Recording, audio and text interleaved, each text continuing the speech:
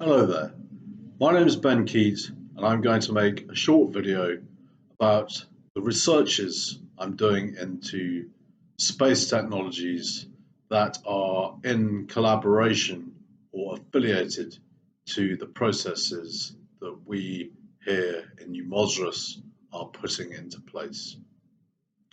Firstly, space technologies in concurrent existence that are put into place by NASA, such as the telecommunications satellites that are going up to enhance Doha and other cities in the Middle East to connect to the light web. Um, these are operations, I believe, that have been co opted by a friend of mine who lives next to me in this village. His operation is in collaboration with mine, however, is also very unofficial. I've had a brief discussion about the phenomena I am able to enable through my technology creation. And he has then taken the opportunity to further this and make it something possibly that he will invite me into or back into at a later date when it appears to be worth both our whiles that I am involved with him directly on the operation. So, firstly, these new satellites that SpaceX is putting up into space, I believe, are to do with this. And that seems to be a process that is in operation.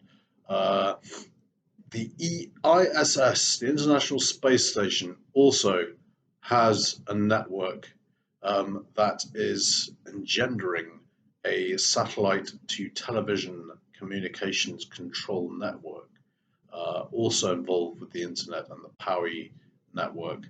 But I can't go into too much detail there. I don't have the authority to talk about that, or at least they haven't given me the license that I so desired because of an affiliation with either a client on my system who is not negotiable to talk about these options, or because someone in the process of making the whole thing happen did not think to um, iterate the fact that I had put the process in place from the beginning here at the proposed location of the RDLJM Academy. However, the ISSS is very much involved in the process of creating a new technology. Primarily from their instance, it'll be used as a global, less Big Brother esque style surveillance system. It's closely related to the PAWI and the CAPS enforcement program that I'm trying to put in place in our local area. And I believe, I think without the appliance of K-Wave, which they originally intended to use this process for, seems to have taken a wide path on that, as I say, because I believe they've probably looked at K-Wave and realized it does less and is probably more expensive. However, I do not believe Elon Musk is out of it yet in K-Wave. However, I think what we're offering, because we're looking to develop, as I've said before, practices and states across the world from ENA as our primary goal.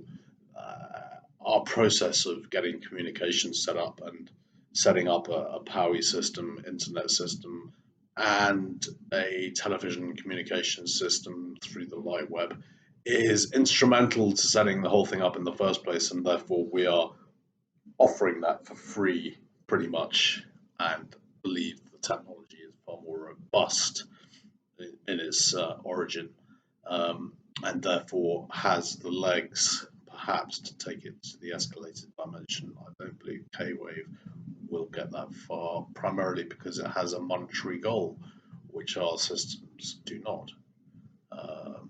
Because one reason or the other. So the next technology that is in existence and concurrently being used by most people is the LCD screens on our televisions or computer monitors or computers or everything else that is LCD on our telephones, smart pads, smart phones or iPads or Android tablets and that sort of thing. These LCD TVs, again, are up for grabs in terms of whether they've got the legs to see to fruition the process that is going to take shape when space launch comes through the technology. Because what we are looking at is having a clear break between the network that we're creating through interface technology and the subject or object on the screen who is operating the conversation or giving the conversation piece something so that other people can talk about. What we are trying to work out is whether the LCD screen is actually going to make it to a LOD directive, or whether touch screen is a thing of the past and interface technology is going to take over, especially in the space LOD remit zones. This is, a primary goal. The interface technologies have been I've talked about long and hard, and I think in the main, the technologies of Avena will run on ESP-related interface programs and react to the better wishes of the clientele within the houses, offices, or spaces, or the outside spaces. Or technology will exist in the buildings and craft, and also with the material that the plants are made up of, because the vines and the grass roots will all have interface technologies to make sure that the CADSs will be able to be accessed by other parties to ensure that we can set up this step 2 process where vulnerable existence is grown into something more structured through an existing corporate existence on the earth, and then farm back to the seraph when he or she maintains and runs his or her own practice. So that's the process of development, and is an important factor in the interface technologies. Some people will be equipped with extra sensory perception that can take it to the higher level to have a more primary interface console control over the network. Some people will have a secondary interface console control over the network, and naturally most of the students and the people using the system, even those using the global television and communications networks, will probably have the tertiary interface consoles. Even they will have that, and they will be able to use this, the nature of the interface controlled programming to enhance their own skill set and to bring their theories to light so that others are able to access their programs and use them for the common good before giving them back. So that's how the LCD screens will pan out. I think what we're going to have is less of a division between us and them in the process. I think they're talking about it already, how we're going to reduce the divide between rich and poor on this earth. I think the World Bank's taking it now very seriously. Finally, thank you very much at last. And the bottom 10%, I think, own something like 1% of the wealth in America, and the top 47% own something like 95% of the world. I can't remember exactly what the proportions are. 95, I think it was, yeah. It's a huge divide, and it's partly due to the LCD technology, the digital technology that has changed the way money is farmed around the world. Um, it's subliminal sales that people can understand, which technically becomes something a little bit more intricate. Um, how to overcome the system, how to get involved in computer programming, which gives a whole other version of events to the way we think and the way we interact with people.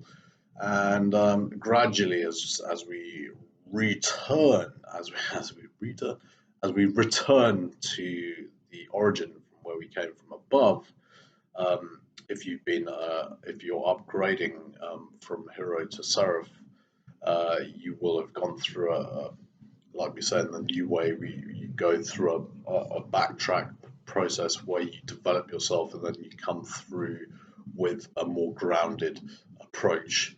Um, if you return to the higher level, you'll be coming into a whole new set of parameters, a whole new set of way of doing things. And even though this is still an existing system, um, which will be in place, you know, all over the world for many, many years to come. It's just in certain places when the space log comes through, the new technology will come through the system, and the system will then be based on a developmental ESP interface related system. So coming through the system for the pioneers, certainly it's going to be imperative that we understand how to operate and how to get our commodities through the system in our program speaking language, and therefore are able to develop a whole system that pulls through the technology into this. But as I say, as it becomes more and more interface, making videos, interfacing with videos for people who are associated with something you're doing, or who are meshing with something you're doing, or you're meshing with something they're doing. This is all important. This develops you, it develops them. They teach you, you teach them.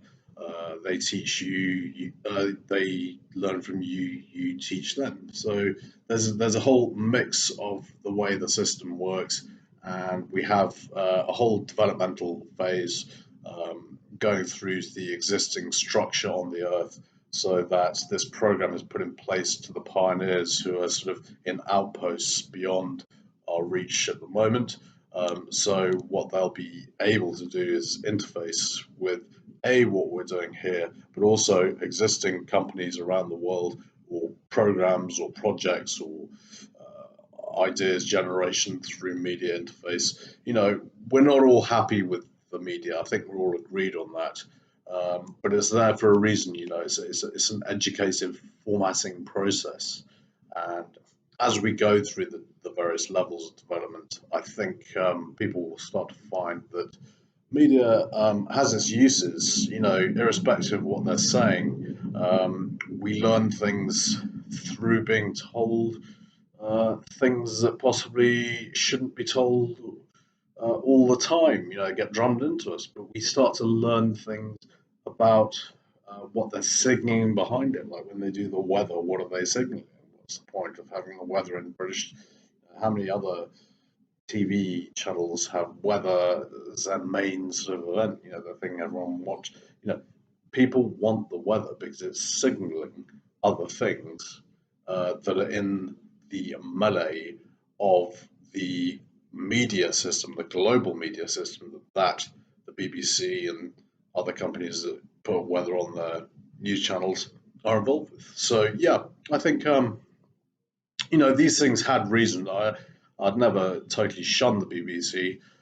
Certainly with some of the barefaced lies, we'd criticise them later on, but naturally at the time, we weren't ever clever enough to realise that there would be such a system in place to make everything so awkward in the whole communication system that we're connected to and networking with. What we've realized as we go through this whole process is that people start to develop into something much more critical of what we're used to at the beginning. And at the beginning, you seem to be your own island stuck on your soapbox in your own agendas network. And as you start to break free of the uh, stigma around you from before when you entered the difficult phases that you've had to go through that still make you vulnerable at that point, um, you start to, when you start to break free from that and venture out and do your own thing and say, look, I am going to make something of myself. I'm not going to be spoon fed and Humpty Dumpty for the rest of my life. Then you start to develop into someone who can signal uh, a mood in the general public, not just in your local, very cloistered, secure sphere of influence. So people in their friendship groups or in their family groups and all that sort of thing, it's very easy to be the black sheep and to be the one who has to talk and um, have the alternative viewpoint. The Channel 4 as opposed to the BBC viewpoint. The rest of the family watch the BBC. You may be the one who watches Channel 4 once. There'll always be this sort of polarity when you're trying to do it in your local community. When you go out and you start to accept it as a norm that things like this go on, you start to understand the nature of all the conspiracy theories and all the things around media channels and the money ownership on the world, everything else.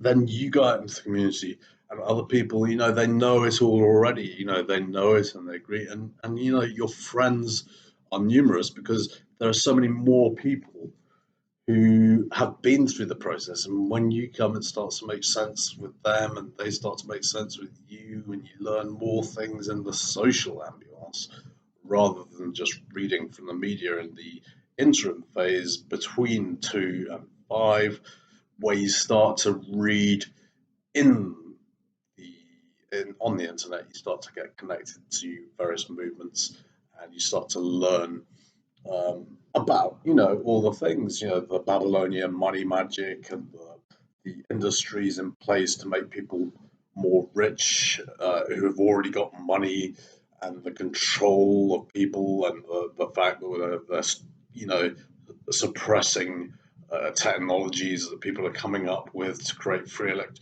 all these sort of things, all these agendas. Um, you know, it becomes a joke between you and your friend. In the end, it's just funny. You just make jokes. Everyone gets it because everyone knows it. Um, and at the end of the day, the people going wada wada wada wada wada, they don't get out enough. They don't see it. They don't see that everyone knows. They feel isolated in their network, or they're not confident enough about tackling it head on, and fighting fire with fire. So when you get to that level, I'd say, yeah, even without a practice, you're still pretty much a seraph, you know, or at least a cherub who's gone pretty major pretty quick. So good luck with it. Keep plugging away, keep having fun, keep having a social life, get connected to a network that's not associated with yourself. That's an important thing to do for a progression. Even if you think, yeah, I'm connected to everyone, I have my network, I have my idea, everyone understands my idea, everyone likes my idea, they want to make me grow, they want to make me do good things, but get the next something unassociated with yourself next, because that's an important phase. If you're always doing your thing and always making some people, you know, feel good in your sphere because you create a good panorama, because you're a good eon and you do all the right things, what you want to really do is move on to the next phase, get detached, do something totally different, and get out of the country or get out of your where you live, go somewhere different and just experience something different for a bit. work on a different industry, work with different people, talk to different people, and then come back to it at the end, and everything meshes together, and then you can start to see yourself, see in your eyes, in your own nature, in your own personality, in the way you become on an escalator, you become a higher level of the adult that you should have been. Should you have been more like your parents or more like someone who didn't ring true to you at the start, but in the end you say, well, they were great people because they were bastions, they were like a rock.